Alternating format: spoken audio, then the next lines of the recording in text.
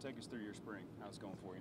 Honestly, I think me as well as the rest of our group, we've really made a lot of progress this spring. We've all done really well, made big strides.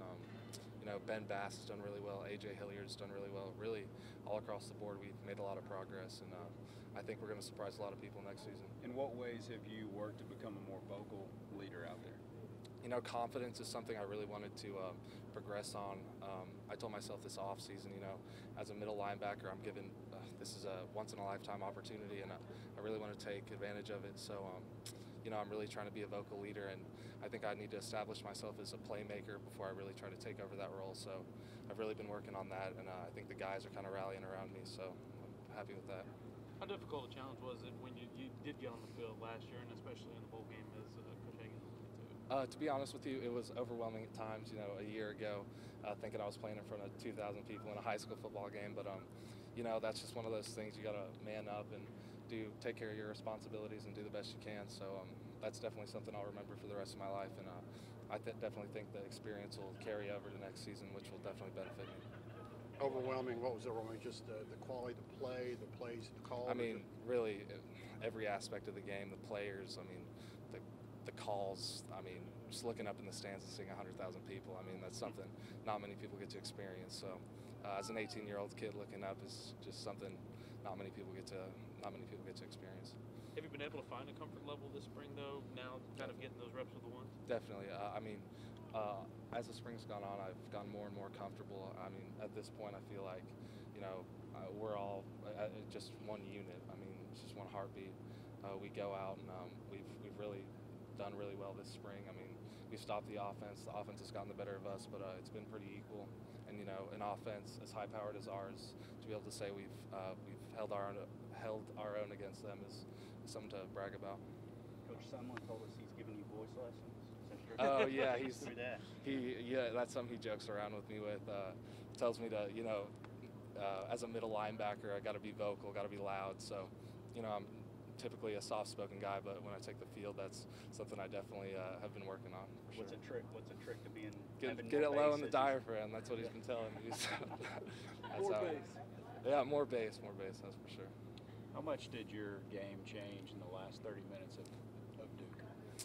At halftime I went in and was pretty frustrated with, my performance and the rest of the defenses. So, really, I tried to take over as a leader at that point. I just said, turn the page, just don't even think about it.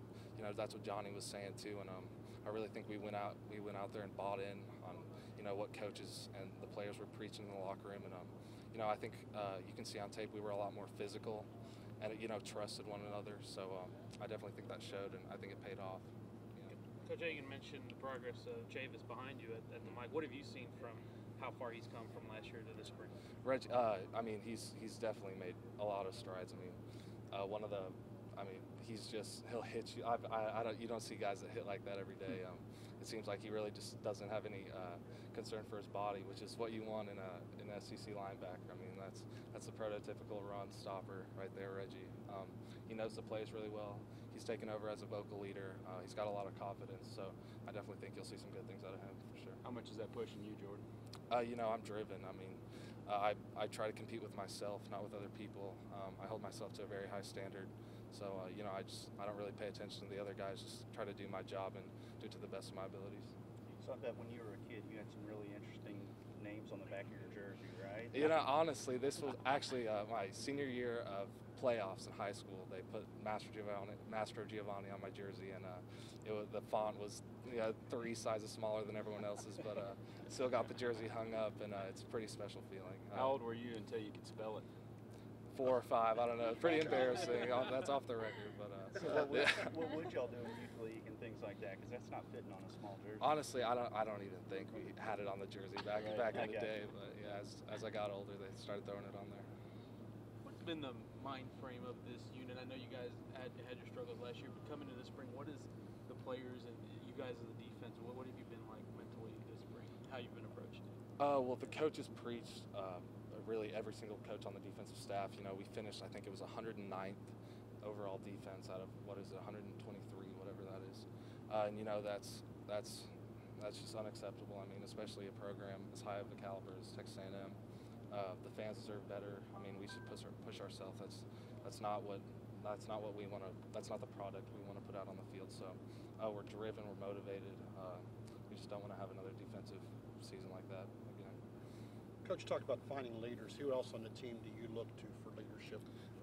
DeShazer Everett, for sure. He's established himself as a playmaker, like I said. So all the guys definitely turn to him as a vocal leader. Gavin Stansberry, he had a really good season last year. Obi Oha has done really well. You know, everyone. It's not like we single certain guys out. I mean, if someone wants to step up and say something, they're more than welcome. No one's going to shoot them down or anything. So the more guys that jump in vocally, the better. How old were you when you were a kid when you became aware of, say, the wrecking crew defense and the importance of linebackers at Texas A&M? What are your first memories of that? I mean, there's such a prestigious history with the Texas A&M linebackers. You know, I grew up watching Texas A&M, watching really all Big 12 football, and that's one thing that really stood out to me when watching Texas A&M. I just noticed that guys like Dat Wynn and Von Miller, they're just studs, really all-American kind of guys. So I think that's something we're trying to bring back, and it'd really be something special to bring back the wrecking crew. The guys up front, you got a lot of returners on that defensive line. What have you seen in their progress throughout this spring from the guys in front of you? They're all just physical specimens. I mean, just freaks up front. But you know, they all know their assignments now. They're holding their gaps. They're making it a lot easier on the linebackers to make our reads and stuff like that. So that's definitely helping us out, and they're making plays. Just really, all the defensive guys have come a long way since the beginning of spring. Anything else? All right, Mastro. Thank you. Mastro. Appreciate it. Thank you. Thanks,